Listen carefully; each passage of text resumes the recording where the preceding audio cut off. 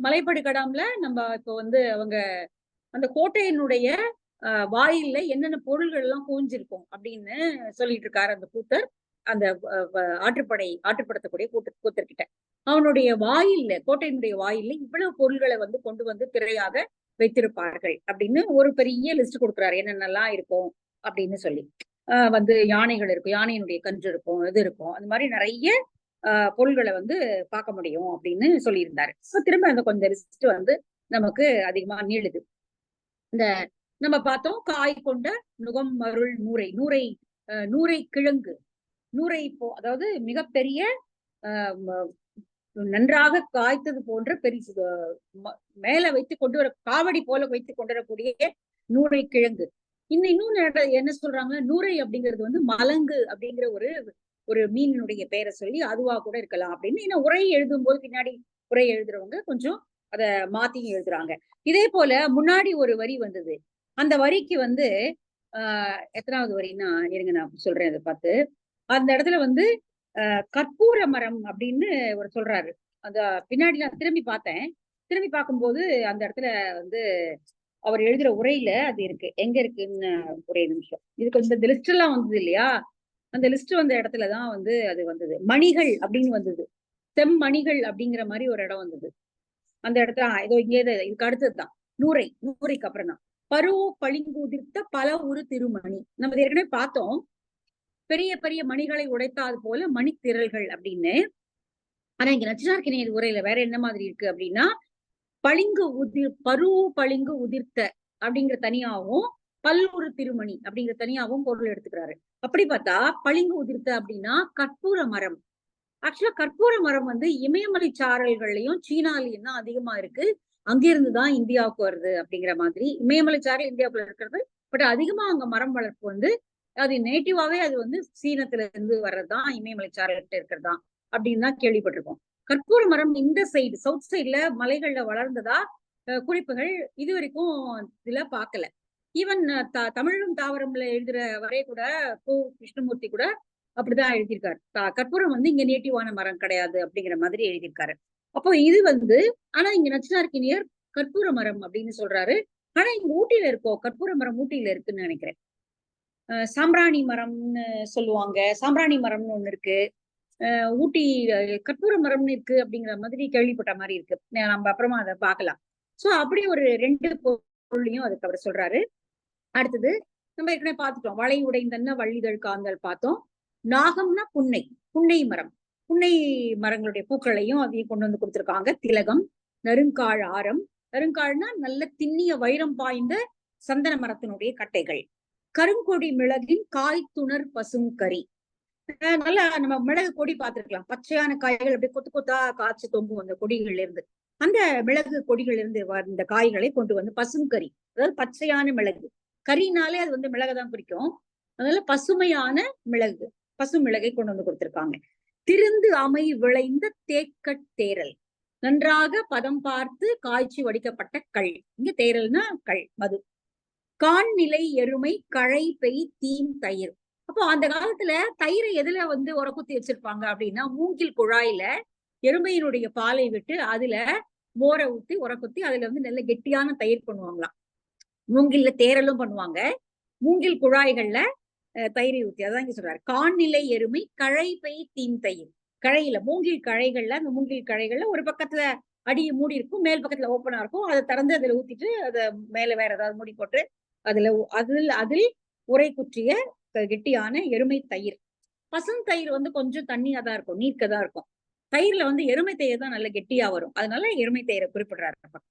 Neil நிற ஓரி பாய்ந்தன்ன நெடுவரை நேமியின் செல்லும் நெய்க்கன் இறாள். இறால்னா தேன் அடைகள். நல்ல தேன் வந்து நல்ல ஒரு நிறம் பாஞ்சு நல்ல தேன் எடுக்கலாம் அப்படிங்கிற பதத்துக்கு வரும்பொழுது அதுல ஒரு நீல நிறம், அது கருமை படரும் போது அதுல ஒரு நீல நிறம் தெரியும். அத சொல்றாரு, நீல நிற ஓரி பாய்ந்தன நெடுவரை, பெரிய உச்சி மலையில நேமியின் செல்லும், நேமினா சக்கரம், சக்கரம் போல பெரிது பெரிதாக கட்டப்பட்ட தேன் அடைகள். நெய்க்கண், நெய்னா வந்து இங்க தேன் தான். அப்படி நெய் சொட்டுவது போல தேன் சொட்டுகிறது. அப்படி இந்த இழிதல் அப்படிங்கிறது வந்து நெய்க்கும் ஓமை, தேனுக்கும் ஓமை. சோ நெய்க்கண் இறால், இறால்னா தேன் அடைகள். இந்த தேன் அடைகளை அவர்கள் தேனை கொண்டு வந்திருக்காங்க. தேன் அடைகளையும் பெரிய பெரிய தேனடைகளையும் கொண்டு வந்திருக்காங்க. உடம் புணர்வு தழியி ஆசினி, இதோடு இவற்றை எல்லாம் உடன்பட்டு ஆசினி பழம், ஈரப்பலா அப்படின்னு ஒரு பெயர் கொடுக்கிறாரு. ஆசினி நம்ம ஏற்கனவே பார்த்த பலாமரத்தினுடைய ஒரு வகை. இது எல்லாவற்றையும் அவர்கள் அந்த கோட்டையினுடைய வாயில கொண்டு வந்து நன்னனுடைய பிற ஊர்களை சேர்ந்த மக்கள் அங்கே கொண்டு வந்து அரசனுக்கு கொடுப்பதற்காக விருப்பத்தோடு வைத்திருக்கிறார்கள். அது பார்ப்பதற்கு எப்படி இருக்கு அப்படின்னா, குடமலை பிறந்த தன் பெரும் காவிரி, குடகு மலையிலே தோன்றிய குளிர்ச்சியான பெரிய காவிரி ஆறானது கடல் மண்டு அழுவத்து கயவாய் கடுப்ப, அது கடலோடு காவிரி கடலோடு சேரக்கூடிய இடம் இருக்கு இல்லையா, அந்த முகத்துவாரம், அது ரொம்ப ஆரவாரமானதாக இருக்கும். நோனாச்செருவின் நெடுங்கடை துவன்றி, ஒரு காவிரி ஆறு வேகமா ஓடி வந்து கடல்ல கடக்கக்கூடிய இடம் எப்படி இருக்குமோ, அந்த கயவாய் அந்த முகத்துவாரம் எப்படி இருக்குமோ, அது போல இங்கே பொருள்கள் அப்படியே. அப்போ அவனுடைய கோட்டை என்பது கடல் மாதிரி, அவனுடைய கோட்டையினுடைய மதில் சுவரும் கதவும் கடல். அங்க வந்து சேரக்கூடிய இந்த பொருள்கள் எல்லாம் காவிரி ஆறு, காவிரி ஆறு பாய்ந்து கடல்ல பாய்வது போல இந்த பொருள்கள் எல்லாம் அப்படியே மண்டி வந்து அவனோட கோட்டை வாயில முட்டி கொண்டு நிற்கின்றன. எல்லாம் கொண்டு வந்து வச்சிருக்காங்க. அவ்வளவு. ஏன்னா ஏற்கனவே உங்க ஒரு இடத்துல இதுக்கு முன்னாடி ஒரு இடத்துல சொன்னாரு, ஒரு உணவை சாப்பிடும் போது கூட சொல்றாரு, வெள்ளை அரிசியோட உள்நிக்கிய மீன் உணவை சாப்பிடும் போது இந்த உணவு நன்னனுக்கு தான் தகும், அந்த அளவுக்கு ஸ்பெஷலான உணவு அப்படிங்கிற குறிப்பு வருது. அது போல ஒரு இடத்துல அவங்க தேனடைகள் எடுக்கிறாங்க. அப்ப சொல்லிக்கிட்டே எடுக்கிறாங்க, இந்த தேனடைகளை நாங்க எங்க மன்னனுக்கு கொடுப்போம் அப்படின்ட்டு. அப்போ நல்ல ஒண்ணு கிடைச்சா அதை தன்னுடைய மன்னனுக்கு கொடுக்கணும் அப்படிங்கிற ஒரு ஆசை இந்த குடிமக்களுக்கு இருந்திருக்கிறது. சாதாரண குடிமக்கள் அவர்களுக்கு கிடைக்கக்கூடிய அன்றாட பொருள்களை தான் அவங்க கொடுக்குறாங்க. ஆனா அதுலயே த பெஸ்ட் அப்படின்னு ஒண்ணு கிடைக்கும் போது அதை வந்து மன்னனுக்காக எடுத்து வச்சிடலாம் அப்படிங்கிற ஒரு எண்ணம் அவங்களுக்கு வருது. அது ரொம்ப அழகான ஒரு மன்னனுக்கும் அவர்களுக்கும் உள்ள அந்த உறவை வந்து அது அழகா, ஐயோ அவன் எங்க வந்துருவான், நம்ம ஒழிச்சு வச்சிடலாமோ அப்படின்னுதான் குடி இறைகள் வந்து பயப்படுவாங்க. ஏன்னா பெரும்பாலும் மன்னன் வந்து வரி வசூலிக்கிறது வந்து ரொம்ப நிறைய பாடல்கள் தமிழ் இலக்கியத்துல இருக்கு. வரி வசூலிப்பது வந்து எப்படி வந்து நோகாம வரி வசூலிக்கணும் அப்படிங்கிற மாதிரி அழகான பாட்டெல்லாம் இருக்கு.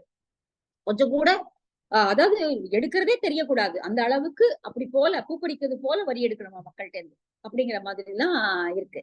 அப்போ அங்க ஆனா இவங்களே தானா எடுத்து வைக்கிறாங்க அப்படின்னா, இவங்களே எடுத்து இந்த பொருள் நல்லா இருக்கு, அவங்களுக்கு குழந்தைகள் இருக்காங்க, சுற்றம் இருக்கு, எல்லாம் இருக்கு, ஆனா ஒரு நல்ல பொருளை அவங்க மன்னனுக்காக எடுத்து வைக்கிறாங்க அப்படின்னா, அப்ப அவனுக்கும் குடிகளுக்கும் இடையே இருந்த ஒரு அழகான உறவு வந்து அந்த ஒரு வரி காட்டுது அப்படின்னு சொல்லலாம். சோ இதெல்லாம் கடலோடு சேரக்கூடிய காவிரி கயவாயிடம் எப்படி இருக்குமோ அது போல பொருள்கள் மண்டி கிடந்தன. அந்த இடத்துல நீங்கள் போய் இருந்தீர்கள் என்றால், நீ போய் சேர்ந்துட்டீங்க, அந்த கோட்டை வாயிலுக்கு போய் அவனுடைய நாள் மகிழ் இருக்கைக்கு போயிட்டீங்க, அவனுடைய இடத்துக்கு போயிட்டீங்க. இப்போ இதெல்லாம் நீங்க பாத்தீங்க இல்லையா, இதெல்லாம் அங்க இருக்கும். இதுக்கப்புறமா வானத்து அன்ன வளம் மலி யானை தாது எரு ததைந்த முற்றம் முன்னி மழை எதிர் படுகண் முழவுக்கண் இகுப்ப கழை வளர் தூம்பின் கண்ணிடம் இமிர மருதம் பண்ணிய கருங்கோட்டு சீரியாள் நரம்பு மீது இரவாது உடன் புணர்ந்து ஒன்றி. இப்ப அவங்க வந்து உள்ள போயிட்டாங்க, கோட்டை கதவை திறந்து உள்ள போய், ஏன்னா அந்த வேல் வைத்திருக்கிற யாரும் உங்களை தடுக்க மாட்டாங்க, இன்முகத்தோடு உள்ள வந்தவங்க வரவேற்பாங்க. நீங்க கடலோடு காவிரி சேர்வது போல இவ்வளவு பொருள்கள் இருப்பதை பாப்பீங்க. அடுத்து யானைகள் கட்டி இருக்கிற இடத்த பாப்பீங்க. யானைகள் நிறைய இருக்கும், ஏன்னா அவங்ககிட்டயும் யானைப்படை இருக்கு, பெரிய காடுகளுடையதுனால அவங்ககிட்டயும் யானைப்படை இருக்கு. அதோடு எதிரிகளிடமிருந்து கவர்ந்த யானைகளையும் அவங்க வைத்திருக்கிறான். அதனால அந்த யானைகள் வந்து அங்கேயே இருந்து கீழே வந்து இப்ப மாட்டுக்கொட்டாய் எப்படி இருக்கும் இல்லையா, சாணம் போட்டு அது மேலேயே கால் ஊறி எப்படி இருக்குமோ அது போல இங்க யானையினுடைய அந்த அதெல்லாம் கால் பட்டு தாது எரு உருவது போல அந்த இடம் அப்படியே காட்சி அளிக்கிறது. அவ்வளவு யானைகள் இருக்கு. அப்படியே புகை மண்டியது போல தாது எரு ததைந்த முற்றம் முன்னி, அந்த முற்றத்துக்கு உள்ள நீங்க போனீங்கன்னா கிட்ட இன்னும் கொஞ்சம் பொது இடத்துல இருந்து முற்றம், அரண்மனையினுடைய முற்றத்துக்கு நீங்க போனீங்கன்னா நிறைய யானைகள் கட்டியிருக்கும். அந்த யானைகளுடைய கால் பட்டு அந்த தூசி துகள் போல எரு பறந்தது போல அந்த இடம் காணப்படும். வானத்து அன்ன வளம்மலி யானை, வானத்தினுடைய வானம்னா இந்த மேகம், மேகத்தை போல நிறம் பொருந்திய கருமையான நிறம் பொருந்திய மிகுதியான யானைகள், அவங்ககிட்ட பெரிய யானைப்படை இருக்கு. அதனால தாது எரு ததைந்த முற்றம் பண்ணி, முற்றம்னா இப்ப இப்ப இப்ப இருந்தும் இல்லவே இல்லை, முற்றம்ங்கிற ஒண்ணு இப்ப நம்ம வந்து பழைய காலத்து வீடுகள்ல தான் பார்க்க முடியும். அது வந்து உள்ள நுழைஞ்சு வீட்டுக்குள்ள போகாத ஒரு இடம், வீட்டுக்குள்ள நுழையலேனும் ஆனா வீட்டுக்குள்ள நுழைஞ்சாச்சு அப்படிங்கிற மாதிரியான ஒரு இடம் முற்றம். கொஞ்சம் உள்ளதுக்கு வெளியில இருக்கிறது, யாராவது வந்தாங்கன்னா முதல்ல முற்றத்துல நிறுத்தி வைப்பாங்க, கை கால் கழிப்பாங்க. அதுக்கப்புறமா ரொம்ப விருந்தாளிகள்னா உள்ள கூப்பிடுவாங்க, இல்லைன்னா வாசலை பேசி அனுப்புவாங்க.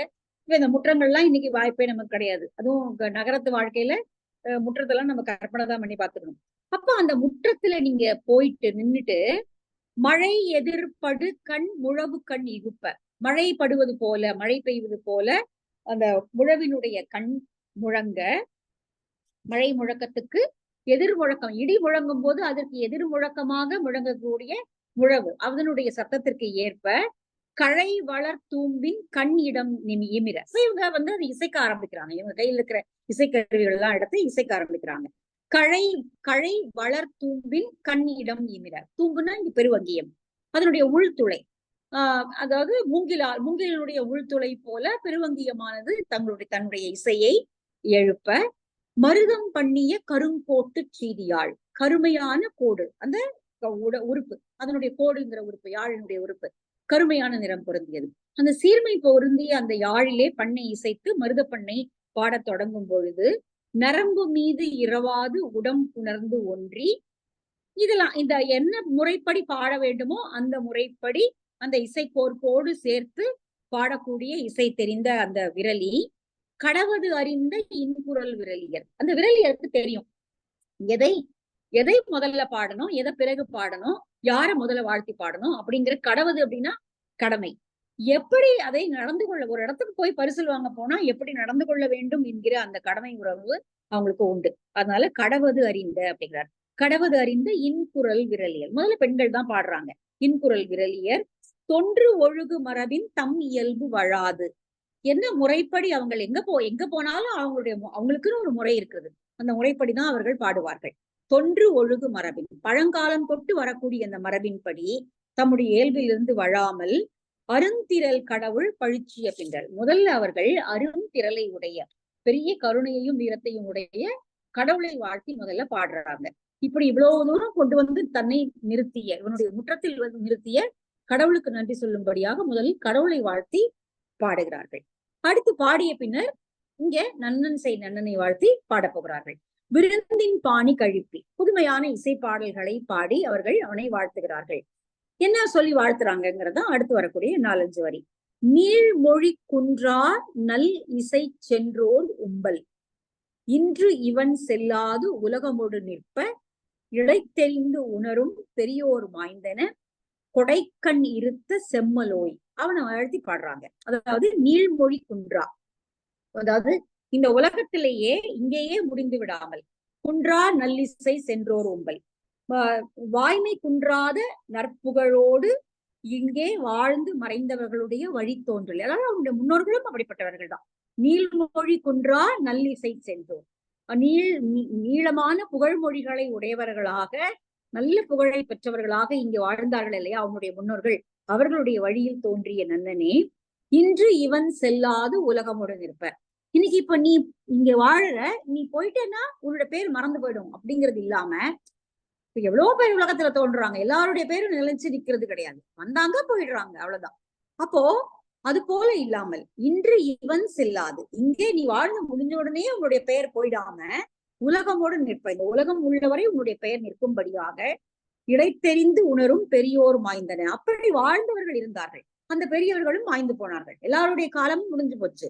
ஆனால் அந்த கடனை உணர்ந்து நீ இப்பொழுது கொடை கொடுத்தவனாக இருக்கிறாய். உன்னுடைய முன்னோர்கள் அந்த புகழோடு வாழ்ந்து மறைந்தார்கள், அடுத்து வந்தவர்களும் கொடுத்து கொண்டிருந்தார்கள். அந்த மரபு வழாமல் நீ இப்பொழுது எங்களுக்கு வாரி வழங்குகிறாய். கொடைக்கடன் இருத்த செம்மலோய். கொடைய வந்து விருப்பம்னு சொல்லல, கொடைக்கடன் அப்படிங்கிறாரு. கடன்னா கடமையாக. ஒரு மன்னன் தன்னை நாடி வந்த ஒரு பரிசுகள் நாடி வராங்கன்னா அவங்களை ஏமாத்தாம கொடுக்கணும். அது அப்படி நிறைய பாடல்கள் இருக்கு. வந்து அவையினுடைய பாடல் இருக்கு. அதுக்கப்புறம் வந்து இன்னொரு ரொம்ப அழகான பாட்டு புறநானூல் இருக்கு. ஒல்லுவது ஒல்லும் என்றலும் ஒல்லாதது, 2வது வரி எனக்கு சரியா ஞாபகம் இல்ல. ஒல்லுவது ஒல்லும் என்றலும் அந்த பாட்டுதான். உன்னால முடியும்னா முடியும்னு சொல்லு, இல்லைன்னா இல்லைன்னு சொல்லிடு, நான் கிளம்பி அடுத்த இடத்துக்கு போயிடுறேன். இப்படி நிக்க வச்சு காலம் தாழ்த்தி, நீங்க எனக்காக என்னுடைய சுற்றம் காத்து கொண்டிருக்கிறது, மனைவி மக்கள்லாம் பசியோட இருக்காங்க, நாளைக்கு பார்க்கலாம்னு சொல்லிட்டே இருந்தா என்ன அர்த்தம் பண்ணா அப்படின்னு சொல்லி ஒரு புலவர் பாடுற போல ஒரு பாட்டு புறநானூறுல இருக்கு. அப்போ இப்போ முதல் அடிதான் ரொம்ப சூப்பரான அடி இருக்கு. ஒல்லுவது ஒல்லும் என்றலும், உன்னால முடியும்னா முடியும்னு சொல்லு, முடியாதுன்னா முடியாதுன்னு சொல்லிடு, நான் வேற யாரையாவது பார்க்க போயிடுறேன் அப்படின்னு. அப்போ அப்படி செய்தவர்கள் இருக்கிறார்கள். சும்மாவே நிக்க வச்சுட்டு காலம் தாழ்த்தி, ரொம்ப காலம் தாழ்த்தி ஒரு பெரிய பரிசு, சரி காலம் தாழ்த்தினானே பெரிய பரிசா கொடுப்போம் அப்படின்னு நினைச்சிட்டு இருந்தா விண்டு கூட கொடுக்காம ஒரு இதை கொடுத்து அனுப்பிடுறது. அந்த மாதிரி செய்தவர்களும் இருக்கிறார்கள். ஆனால் இங்கே நீ உன்னுடைய கொடையை கடமையாக நினைத்து செய்கிறாய். உன்னுடைய கடமை என்று நினைத்து அவற்றை ஆற்றுகிறாய். கொடைக்கடன் இருத்த செம்மலோய், செம்மல்னா சிறந்தவன், சிறந்தவனாகிய நன்னன் செய் நன்னனே வென்றி பல்புகழ் விரலோடு ஏத்தி. இப்படி அவனுடைய வள்ளல் தன்மையை பாடி அவனுடைய வெற்றியையும் புகழ் விரலோடு அவனுடைய வீரத்தையும் பலவாறாக ஏத்தி நீங்கள் பாடிக்கொண்டே இருப்பீர்கள். ஆனால் அவன் அதை உங்களை அப்படி பாட விட மாட்டான். சென்றது நொடியவும் விடான். உடனே அவன் உங்களை தொடர்ந்து பாடாமல் நிறுத்துவான். போதும் பாடினது போதும், நிறுத்துங்க அப்படின்றான். ஏன், என்ன காரணம் அப்படின்னா, நசை தர வந்தது சாலும். நீங்க இவ்வளவு தூரம் என்ன விரும்பி, நசைன விருப்பம், என் மீது கொண்ட விருப்பத்தினாலதானே நீங்க இவ்வளவு தூரம் வந்திருக்கீங்க. அதுவே சான்று இல்லையா? என்ன பார்க்க வரீங்க அப்படின்னா இவ்வளவு தூரம் தாண்டிதான் வரணும். எவ்வளவோ காடு மலை ஆறெல்லாம் தாண்டிதான் வரணும். அப்ப இவ்வளவு தூரம் நீங்க வந்திருக்கீங்க இல்லையா, அந்த விருப்பமே போராதா? நீங்க என் மேல எவ்வளவு விருப்பம் கொண்டு வந்திருக்கீங்க அப்படின்னு. நீங்க வந்த வழிநடையினுடைய வருத்தமும் ரொம்ப பெருசு, அது எனக்கு தெரியும். எப்படி தூரங்களை கடந்து வர வேண்டும் என்பதும் எனக்கு தெரியும். அதனால அந்த வருத்தம் தீர நீங்க கொஞ்சம் இளைப்பாருங்க. நீங்க வந்ததே எனக்கு போதும், அந்த வருத்தமே எனக்கு, நீங்க வந்த விருப்பமே எனக்கு சொல்லுது நீங்க எதுக்காக வந்திருக்கீங்க அப்படிங்கிறது. அதனால இது போதும் அப்படின்னு சொல்லி அவன் உங்களை தடுத்து ஆட்கொள்வான். அதோடு அங்கேயே நிறுத்தி அனுப்பிச்சிட மாட்டான். அதுதான் இன்னும் அழகு. அவன் அங்கேயே நிறுத்தி உங்களை திருப்பி கொடையை கொடுத்து அனுப்பிட மாட்டான்.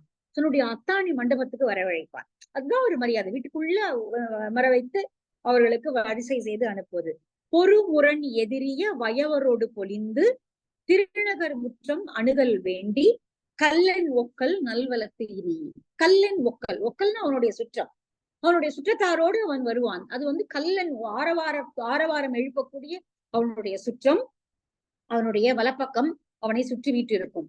பொறுமுரண் எதிரிய வயவரோடு, தனக்கு நேராக நின்று போரிடக்கூடியவர்களுடைய வலிமையை மாய்க்கக்கூடியவன் அவன். போரிடும் பகையை எதிர்கொண்டு மாய்க்கக்கூடியவன்.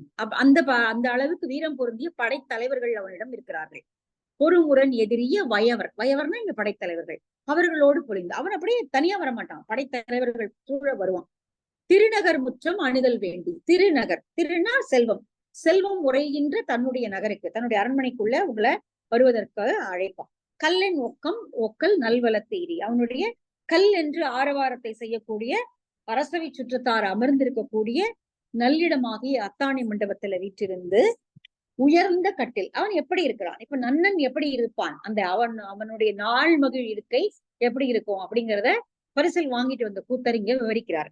உயர்ந்த கட்டில் உறும்புயில் சுற்றத்து அகன்ற தாயத்து அகிய நுட்பத்து இளம் என மலர்ந்த கையராகி தம்பெயர் தம்மோடு கொண்டனர் மாய்ந்தோர் நெடுவரை இழிதரு நீத்தம் சால் அருவி கடுவரல் கழுலி கற்கையின் சேயாற்று வடுவாழ் எக்கர் மணலினும் பலரே.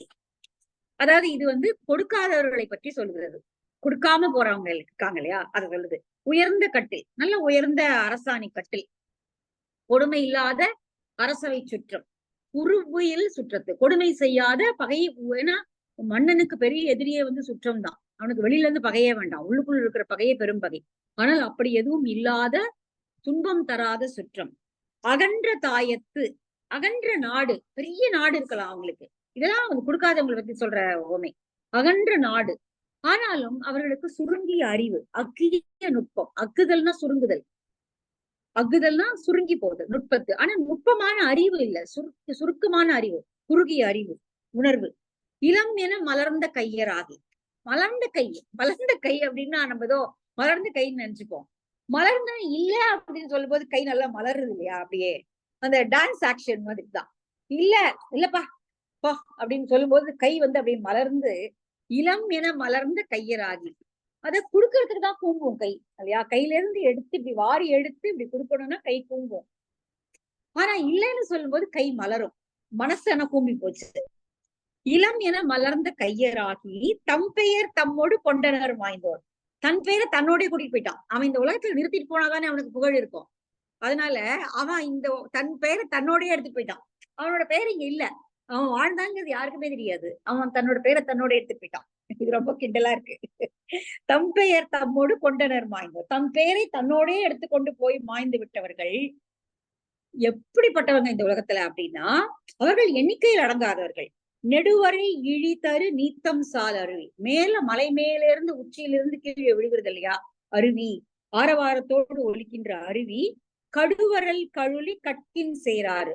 கட்கின்னா அழகான கண்ணுக்கு இனிமை பயக்கூடிய மிக வேகமாக பாயக்கூடிய சேயாற்று இருக்கு இல்லையா, சேயாற்றினுடைய மணலை விட பலர் இது போல ஒரு வாழ்க்கை வாழ்ந்து விட்டு மறைந்து போனார்கள். இந்த உலகத்துல யாருக்குமே கொடுக்காம இவ்வளவு பெரிய அரசுரிமை கட்டில் இருந்தும், துன்பம் தராத சுற்றம் இருந்தும், மிகப்பெரிய ஒரு தாயம் இருந்தும், மிகப்பெரிய ஒரு எல்லாமே இருந்தும் கூட கொடுப்பதற்கு மனசில்ல, நுண்ணிய சுருங்கிய நுட்பமுடையவர்கள் என்பதனால இல்லை என்று கையை மலர்த்தி காட்டி வந்தவர்களுக்கெல்லாம் ஒன்றும் இல்லாமல் செய்து தங்களுடைய பெயரை தங்களோடவே எடுத்துக்கொண்டு இந்த புகழாக இந்த உலகத்தில் நிலை பெற்று நிற்காமல் போய்விட்டவர்கள் சேயாற்றின் கரையில் பரவியிருக்கக்கூடிய மணலை விட மிக பலர். ஆனா அதனால் புகழோடும் கழிக நின் வரைந்த நாள் என பறந்து இடம் கொடுக்கும் விசும்பு தோய் உள்ளமுடு. அவனுடைய மனசு விசும்பு தோய் உள்ளமா, வானத்தை போல இருக்கு அவனுடைய மனசு. அதனால பறந்துபட்டு இடமளிக்கும். அதனால் புகழோடும் கழிக. அதனால எவ்வளவு பேர் இந்த உலகத்துல வந்தாங்க போயிட்டாங்க, அவங்களுடைய புகழா நிக்க போறது இல்லை. ஆனால் நீ புகழோடு வாழ்வாயாக, புகழோடு கழிகன்னா இங்க இருந்து கிளம்பும் போது புகழோட போகணும். புகழோடு கழிக நின் மறைந்த நாள், உன்னுடைய வாழ்நாள் முழுக்க அப்படி புகழோடு இருக்கட்டும் என சொல்லி பறந்து இடம் கொடுக்கும் விசும்பு தோய் உள்ளமுடு. அவன் பறந்து கரெக்டா தானே பண்றீங்க, எதுவும் லைன் சுட்டலையே. பறந்து இடம் கொடுக்கும் அவனுடைய உள்ளம் எல்லாவற்றையும் உள்வாங்கிக் கொள்ளக்கூடிய விசும்பு வானம் போல ஒரு உள்ளம் அவனுக்கு, வானத்தை போல உள்ளம் படைத்த மன்னவன் அவன். புகழோடு முடியட்டும் என்று என கருதி அவன் அப்படி, அதாவது கொடுக்காதவங்களுடைய பெயர் இப்படி அவங்களுடைய போயிடும். ஆனால் புகழோடு இருக்க வேண்டும் என்றால் வந்தவர்களுக்கு வாய் வழங்க வேண்டும் என்ற உள்ளம் அவனுக்கு இருக்கிறது. அதனால வானத்தை போன்ற உள்ளம் படைத்தவனாகி அவன் நயந்த நீர் சென்று நும்மினும் தான் பெரிது உவந்த உள்ளமோடு அமர்ந்து இனிது நோக்கி. இது ரொம்ப முக்கியம். அமர்ந்து இனிது நோக்கி, உன்னுடைய முகம் அப்படியே ரொம்ப சாந்தமா இருக்கு.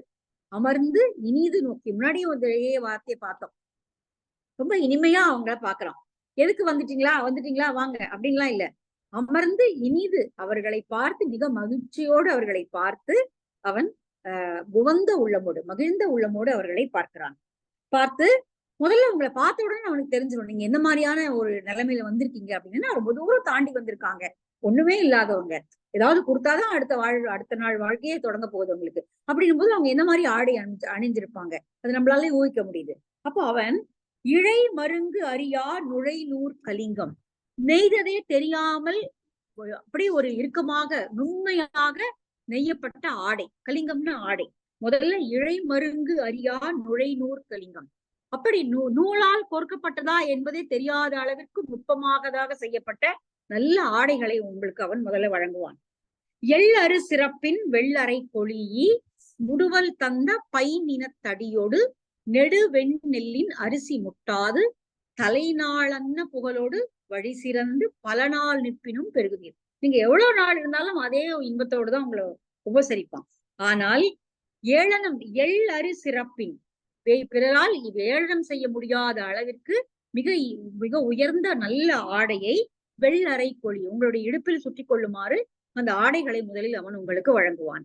அடுத்தது முடுவல்னா பெண் நாய், பெண் வேட்டை நாயை கொண்டு காட்டுல சென்று வேட்டையாடி கொண்டு வந்த ஏதாவது ஒரு கறி, முள்ளம்பன்றியோ அல்லது உடும்போ ஏதாவது ஒன்று, அந்த தசைகளை போட்டு ஆக்கிய பைநின தடியோடு நெடுவெண்ணெல்லின் அரிசி முட்டாது, நீண்ட நெடுவெண்ணெல் பாருங்களேன், நல்ல பெருசா சாதம் இருக்கு, பாஸ்மதி ரைஸ் மாதிரி இருந்திருக்குமா இருக்கும், பெரிய பெரிய அரிசியால் வைத்து சமைக்கப்பட்ட வெண்மையான நெல் அரிசி சோறு. ஏதோ வந்துட்டாங்க இருக்கிறத போட்டு அனுப்புவோம்னு சொல்லி அந்த காலத்துல அவங்க திணை சாமை போல சிறுதானியங்களை சாப்பிடுற வழக்கமும் நிறைய இருந்திருக்கிறது. கிட்டத்தட்ட நமக்கு தெரிஞ்சு 1950, 60 வரைக்கும் கிராமப்புறங்கள்ல அரிசி சோறு அப்படிங்கிறது டெய்லி தான் சாப்பிட மாட்டாங்க. டெய்லி அரிசி சோறு சாப்பிடுறாங்கன்னா அவங்க பெரிய பணக்காரங்கன்னு அர்த்தம். கிராமத்துல பெரும்பாலும் மற்ற சிறுதானியங்கள் தான் இருக்கும். அரிசி சோறு வாரத்துல ஒரு நாள் இருக்கும், இல்ல மாசத்துல ஒரு நாள் 2 நாள், இல்லைன்னா பண்டிகை போது இருக்கும், அவ்வளவுதான். ரொம்ப ஏழைகளா இருந்தா பண்டிகை போது மட்டும்தான் அரிசி சோறு, நம்ம ஏற்கனவே பார்த்த மாதிரிதான். அப்போ இவன் அரிசி சோறை போடுறான், அரிசி சோறு திரும்ப திரும்ப திரும்ப அதுதான் வருது. அப்போ அதுதான் கிடைக்காது அந்த காலத்துல. அது இருந்திருக்குமா இருக்கும். ஆனால் ஏழைகள் உண்ணக்கூடிய அளவிற்கு அது கிடைக்காததா இருந்திருக்கலாம். நெடுவெண் நெல்லின் அரிசி முட்டாது. அரிசியை முட்டாது. கொஞ்சம் கூட போதுமா, இவ்வளவு போதுமா அப்படின்னு கேட்காம எவ்வளவு வேணும்னாலும் சாப்பிடுங்கிற அளவுக்கு அவன் போடுவான். அதோடு எப்படின்னா, தலைநாளன்னு புகழோடு. நீங்க முதல் நாள் போய் முதல் நாள் சாப்பிடுறீங்க இல்லையா, ரொம்ப சந்தோஷமா இப்ப உணவு கொடுப்பாங்க. ஆனா அடுத்த நாள் கொஞ்சம் சுருதி குறையும். அடுத்த நாள் போடணுமா அப்படிங்கிற ஒரு எண்ணம் வந்துடும். விருந்து மருந்து 3 நாள் தான் அப்படின்னு பழமொழியே இருக்கு. ஆனா இங்க அப்படி கிடையாது இவங்கிட்ட. நீங்க எத்தனை நாள் அங்க இருந்தாலும் அவன் உங்களுக்கு அதே மாதிரியான உணவை தான் கொடுப்பான். வழி சிறந்து பல நாள் நிற்பினும் பெருகுவீர் அப்படிதான் கிடைக்கும். ஆனா அவன் ரொம்ப நாள்லாம் உங்களுக்கு தங்க வைக்க மாட்டான். ஏன்னா அவனுக்கு தெரியும் நீங்க உடனே கிளம்பணும் அப்படின்னு. நில்லாது செல்வம் நீங்க உடனே சாப்பிட்ட பிறகு நாங்க இங்க தங்கல, நில்லாது செல்வேன் தில்ல எம் தொல்பதி பெயர்ந்து, எங்களுடைய தொல்பதி நாங்கள் வாழக்கூடிய ஊருக்கே நாங்க திரும்பி போகணும் அப்படிங்கறத நீங்க மெதுவா சொல்லுவீங்க. மெதுவா மனன் என்ன நினைச்சு போறோம் அப்படின்னு சொல்லிட்டு எம் தொல்பதி பெயர்ந்து என மெல்லன கூறி விடுப்பேன். மென்மையாக ஏன்னா நீங்க ஆடைகளை வாங்கி கட்டிக்கிட்டீங்க, சாப்பாடு போட்டுருவாங்க. அதுக்கப்புறமா நாங்க விடை பெறுகிறோம் அப்படின்னு சொன்னா பார்த்து கொடுத்து அனுப்புன்னு அர்த்தம். நம்முள் தலைவன் தாமரை மலைய அப்படி நீங்க சொன்ன உடனே அவன் சரி ஓகே உடனே நீங்க கிளம்பலாம் நீங்க அப்படின்னு சொல்லி அவன் உங்களை கிளப்ப விடுவான். அப்ப என்ன பண்ணுவான் அப்படின்னா, உங்களுடைய தலைவனாக இருப்பவன் தாமரை பொற்றாமரைகளை கொடுத்து அவன் அணிந்து கொள்ளும்படியாக கொடுப்பான். விரலியர் சீர்கெழு சிறப்பின் விலங்கு இழை அணிய, விரலியர்களுக்கு அவர்கள் அணிந்து கொள்ளும்படியாக பல வகையான ஆபரணங்களை வாரி வழங்குவான். சீர்கெழு சிறப்பின் பெருமை மிகுந்ததாக சொல்லப்படக்கூடிய பல்வேறு அணிகலன்களை விலங்கு இழை அழகாக வடிவமைக்கப்பட்ட அணிகலன்களை வழங்குவான். நீர் இயக்கண்ண நிறை செலல் நெடுந்தேர் வாரிக்கொள்ளா வரைமருள் வேழம் கரங்கு மணி துவைக்கும் ஏருடை பெருநிறை பொலம் படை பொலிந்த கொய்சுவர் புறவி நிலம் தின கிடந்த நிதிய முடி அனைத்தும். வேகமா சொல்லிடுறேன். என்னென்ன கொடுப்பான்னா, நீரில படகு எப்படி போகுமோ ஸ்மூத்தா அது போல செல்லக்கூடிய தேர், வாரிக்கொள்ளா வரைமுருள் வேழம். ஏன்னா ஏற்கனவே யானைப்படை நிறைய இருக்கு, அதோட பகைவர்களிடமிருந்து கவர்ந்தது வேற இருக்கு. அந்த வேழங்களை யானைகளை வாரி வழங்குவான். கரங்கு மணி துவைக்கும் ஏருடை பெருநிறை, கழுத்தில் மணிகள் ஒழிக்கக்கூடிய மாடுகளை வருவான். ஏருடை காளை மாடுடைய ஏருடை ஏறை ஒத்துக்கக்கூடிய மாடுகளை கொடுப்பான். பெரு நிறையை கொடுப்பான். பொலம்படை பொலிந்த கொய்சுவர் புறவி, அழகாக பிடரிமையை கத்தரித்து வைக்கப்பட்ட அழகான அந்த சேனங்களை அணிந்திருக்கக்கூடிய குதிரைகளை வாரி வழங்குவான். அடுத்தது நிலம் தின கிடந்த நிதியமுடு, அவங்கிட்ட நிறைய ஆபரணங்கள் குவிஞ்சு கிடக்கு. அப்படியே நிதியம் அப்படி குவிஞ்சிருக்கு. நிலம் தின கிடந்த அப்படின்னா மண்ணு மூடி கிடக்கும். அப்படியே அவ்வளவு கொட்டி வச்சிருக்கு செல்வம், மண்ணு மூடி கிடக்கு. நிலம் தின கிடந்த, நிலம் தின்னுவது போல மண்ணு மூடி அப்படியே கொட்டி வச்சிருக்கிற செல்வத்துல இருந்து அப்படியே வாரி எடுத்து அப்படியே எல்லாத்தையும் உங்க கையில கொடுத்துருவான். இளம்படு புலவர் ஏற்ற கை நிறைய கலம்பெய கவிழ்த்த கழல் தொடி தடக்கையின், அவனுடைய இளம்படு புலவர் அந்த வறுமையில வாடக்கூடிய புலவர்களுடைய கை ஏந்தி கொள்ளும்படியாக அவன் தன்னுடைய கைகள் அப்படியே அந்த கலங்களை நிதியத்தை வாரி எடுத்து அவனுடைய கைகளில் இருக்கக்கூடிய வீரக்கடல்கள் ஒழிக்கும்படியாக அவற்றை அவன் வாரி வழங்குவான். வளம் பிழைப்பு அறியாது வாய் வளம் பழுனி கழை வளர் நவிரத்து மீமிசை நெனேரென ஏற்கனவே பார்த்துக்கோ திடீரென்று மூங்கில்கள் வளர்ந்திருக்கக்கூடிய அந்த நவிரமலையின் மேல திடீரென்று மழை பெய்தால் எப்படி அருவியானது வேகமாக ஓடி வருமோ, மழை சுரந்தன்ன ஈகை நல்கி, மழை எப்படி கைமாறி கருதாது வேகமாக மழை பொழிந்து எல்லாரையும் நனைவிக்குமோ அது போல ஒரு ஈகை தன்மையை காட்டி தலைநாள் விடிக்கும் முதல் நாளே உங்களுக்கு பரிசு கொடுத்து அமைச்சிருவான். கொஞ்சம் உங்களை காலை தாழ்த்தி அப்புறம் பார்க்கலாங்கிற எந்த சாக்கு போக்கும் கிடையாது. மழை நீர் அப்படி பரிசில் கொடுத்து உங்களை அனுப்பி வைக்கக்கூடிய மழை போன்ற வள்ளல் தன்மையுடையவன் அவன். மழை நீர் வென்று எழு கொடியின் தோன்றும், மலை மீது வென்று எழக்கூடிய கொடி போல தோன்றக்கூடிய குன்று சூழ் இருக்கை நாடு கிழவோனே, அவன் மேலே மலை மேல் இருக்கக்கூடிய அருவி ஒரு கொடியை போல தோன்றக்கூடிய மிக உயர்ந்து பறக்கக்கூடிய கொடியை உடையவனாக குன்று சூழ்ந்த இருக்கையுடைய நாட்டிற்கு தலைவன். நாடு கிழவொன்ன தலைவன், இப்படிப்பட்ட நாட்டிற்கு தலைவன் அவன். அதனால நீங்க அவனை போய் பாத்தீங்கன்னா கொஞ்சம் கூட ஒரு நாள் கூட உங்களை தவிராமல் உங்களை முகம் மலர்ந்து உங்களுக்கு எல்லாவற்றையும் வாரி வழங்கி அனுப்பி வைப்பான். இவ்வளவு நாள் சொன்னது அவர் போய் பார்த்து பெற்ற அனுபவங்களை தான் இப்ப சொல்லி முடிச்சிருக்காரு. அடுத்து இனிமே இவங்க கிளம்புவாங்க. ரொம்ப அருமையான ஒரு மலைப்படுகடாத்தினுடைய 583 வரிய நம்ம பார்த்து முடிச்சிட்டோம். உண்மையவே ஒரு நல்ல ஒரு இலக்கிய இதுதான். ரொம்ப அழகழகான தொடர்கள் இதுல இருக்கு. ரொம்ப அழகான தொடர்கள் இதுல இருக்கு. நம்ம அப்புறமா நம்மளுடைய குரூப்ல அது வந்து ஷேர் பண்ணிக்கலாம். என்னென்ன தொடர்கள் நமக்கு பிடிச்சது அப்படிங்கறத வச்சு. சூப்பர். நம்ம வந்து ஒரு சூப்பர் சூப்பர் சூப்பர். நல்ல இலக்கியத்தை படிச்சு அதுக்கு முடிச்சோம். நான் வந்து ஆமா. நாலடியார் தேடினேன், உரை தேடினேன். அப்புறம் நல்ல ஒரு உரையே கிடைச்சிருச்சு. சரஸ்வதி மகால வெளியிட்ட உரையே இன்டர்நெட் ஆர்கிவ்ல கிடைச்சிருச்சு. 2 ஓகே. பேர் இருக்காங்க. ரொம்ப அருமையா இருக்கு உரை. நிச்சயமா நாலடியார் வந்து நம்ம 17 கணக்கு நூல்கள்ல மத்ததெல்லாம் நம்ம படிக்கிறோமோ இல்லையோ, திருக்குறளும் நாலடியாரும் கண்டிப்பா படிக்கணும். திருக்குறள் ஓரளவுக்கு நமக்கு அறிமுகம் இருக்கிறது. நாலடியார் தான் பெரிய அறிமுகம் இல்ல. நம்ம அடுத்தது ஒரு 2 நாள் கேப் விட்டு அப்புறமா நாலடியார் படிக்கலாம். ஒரு 10 பாட்டு ப்ரிப்பேர் பண்ணிட்டு வரேன். என்ன? Okay okay okay. Bye. Thank you Chitra. Thank you.